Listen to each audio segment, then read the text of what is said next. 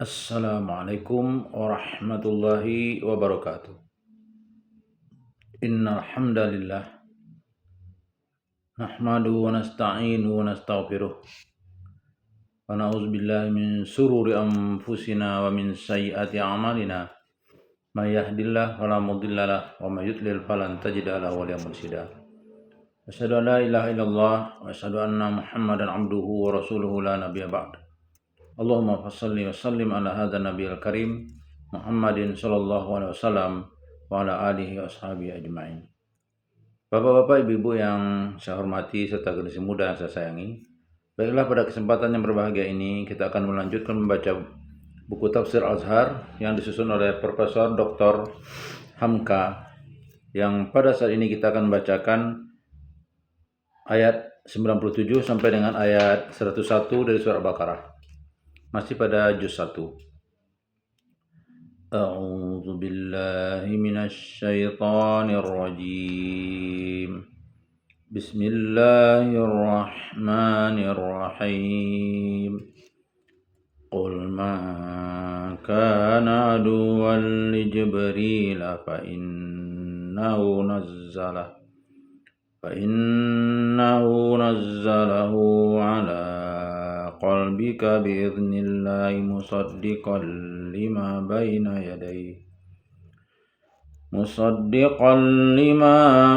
yadayhi wa hudan wa busyra lil mu'minin. Man kana aduwwan lillahi wa malaikatihi wa rusulihi wa Jibril wa Mikala fa inna Allah aduwwun lil kafirin.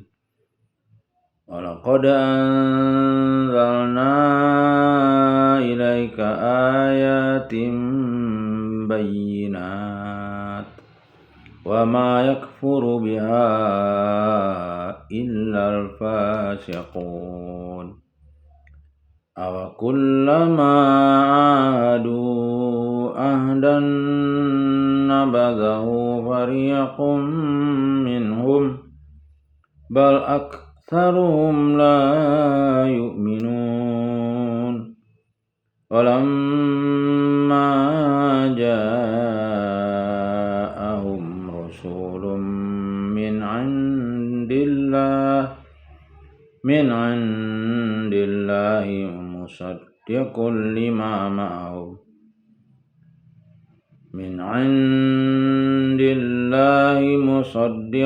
lima ma'ahum nabadha fariqum minal ladzina utul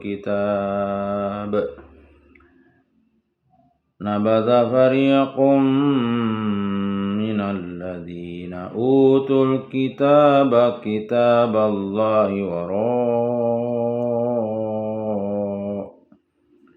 wara'a zuhurihim ka'annahum la ya'lamun. Ayat 97. Katakanlah, barang siapa yang jadi musuh dari Jibril, maka sesungguhnya dia itu telah menurunkannya ke dalam hati engkau dengan izin Allah, menyetujui apa yang ada di hadapannya dan petunjuk dan kabar gembira bagi orang-orang yang beriman. 98. Katakanlah, barang siapa yang jadi musuh dari Allah dan malaikat-malaikatnya dan rasul-rasulnya dan Jibril dan Mikail, maka sesungguhnya Allah adalah musuh dari orang-orang yang kafir. 99.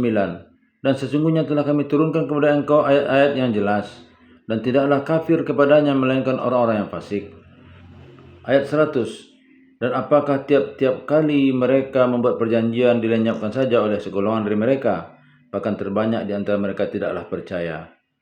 101. Dan tatkala telah datang kepada mereka seorang rasul dari sisi Allah, menyetujui apa yang ada serta mereka telah melemparkan segolongan dari mereka yang diberi kitab itu akan kitab Allah ke belakang mereka, seolah mereka tidak mengetahui. Katakanlah, barang siapa yang jadi musuh dari Jibril, maka sesungguhnya dia telah menurunkannya ke dalam hati engkau dengan izin Allah. Pangkal ayat 97. Ayat ini lanjutan dari tempelak-tempelak Tuhan yang terdahulu. Mereka tadi mengatakan bahawa mereka hanya mau percaya kepada kitab yang diturunkan kepada mereka saja dan tidak mau percaya kepada kitab yang turun di belakang itu.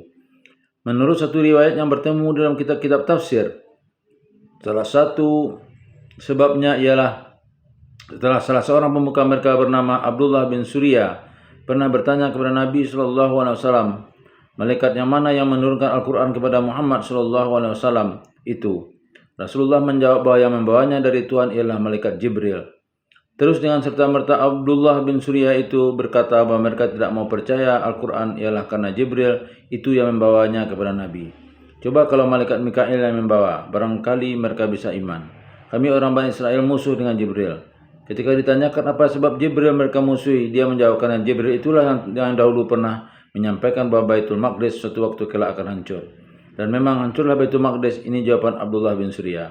Hancurnya Baitul Maqdis ialah setelah negeri Israel diserang dan dihancurkan oleh Buktunasr, Nabukadnezar, Raja Babil, dan orang-orang Yahudi ditawan dan dibawa ke negeri Babil beribu-ribu orang banyaknya.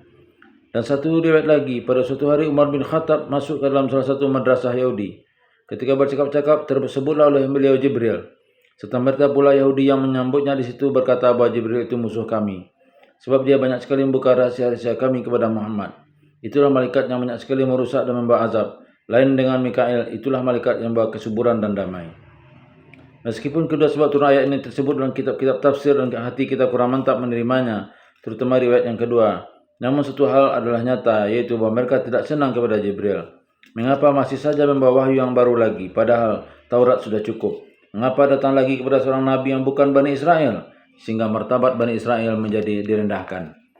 Sebab sudah ada pula nabi lain dari bangsa lain, yaitu bangsa Arab. Tetapi dengan ayat ini paham yang amat dangkal itu dibantah. Apa sangkut paut Jibril maka dia dimusuhi? Bukankah dia hanya utusan, bukan dari kehendaknya sendiri? Dia hanya menyampaikan wahyu dari Allah dengan izin Allah ke dalam hati Muhammad, menyetujui apa yang dihadapannya.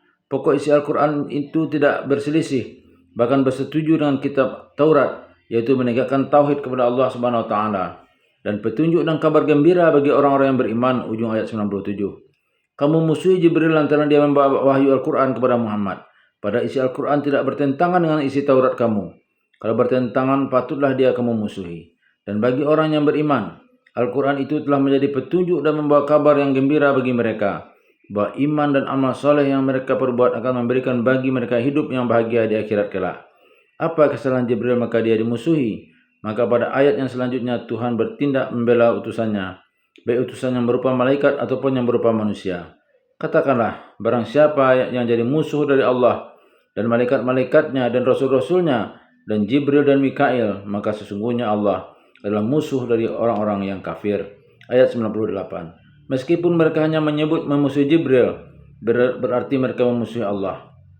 Barang siapa memusuhi Rasul Allah, baik Muhammad atau barang mana Rasul yang lain, berarti mereka memusuhi Allah.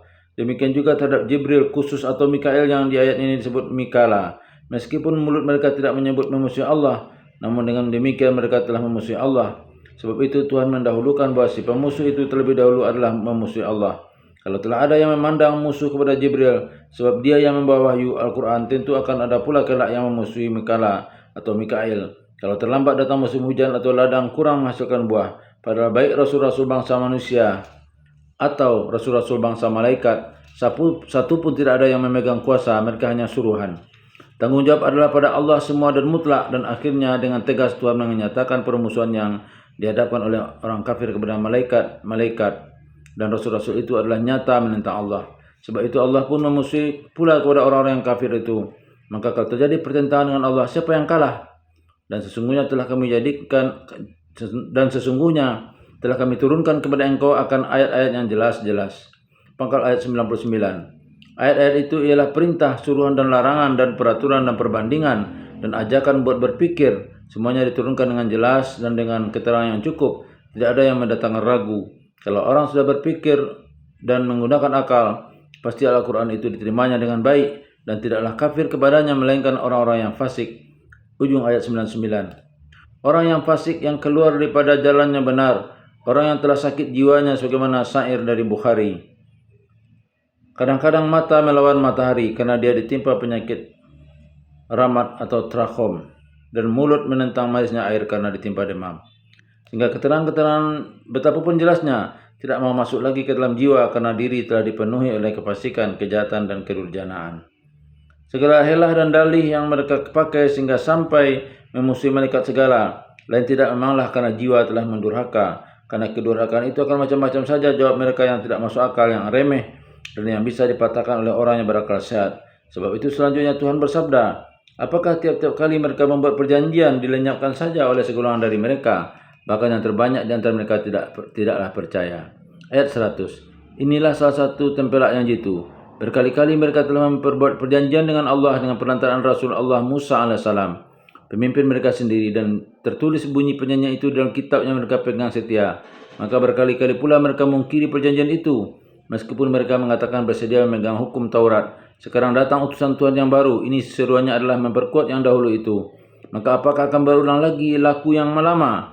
Diperbuat janji yang baru, lalu segolongan memungkirinya lagi dan melemparkan saja janji itu. Sebagai kata ahli-ahli siasat kita sekarang, janji di atas kertas.